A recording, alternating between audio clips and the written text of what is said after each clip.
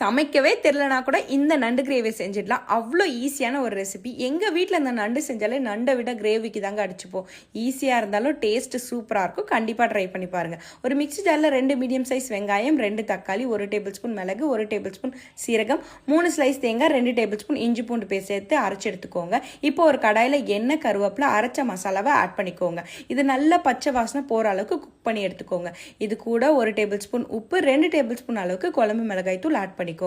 இப்போ இது நல்லா எண்ணெய் பிரிஞ்சு வந்ததுக்கப்புறம் வாஷ் பண்ணியிருக்க நண்டை இது கூட ஆட் பண்ணிக்கோங்க. இப்போ இது கூட ஒரு 2 கப் அளவுக்கு தண்ணி விட்டுக்கோங்க. அவ்வளோதாங்க. இது ஒரு மூடி போட்டு நல்லா ஒரு திக்கான கிரேவி ஆகிற வரையும் குக் பண்ணி எடுத்தால் போதும். டேஸ்டியான நண்டு கிரேவி ரெடி. ஈஸியாக இருந்தாலும் டேஸ்ட்டு சூப்பராக இருக்கும். கண்டிப்பாக ட்ரை பண்ணி பாருங்கள். இந்த மாதிரி நிறைய டிஃப்ரெண்டான ரெசிபி பார்க்கறதுக்கு மறக்காமல் நம்ம சேனலை சப்ஸ்கிரைப் பண்ணி பாருங்கள்.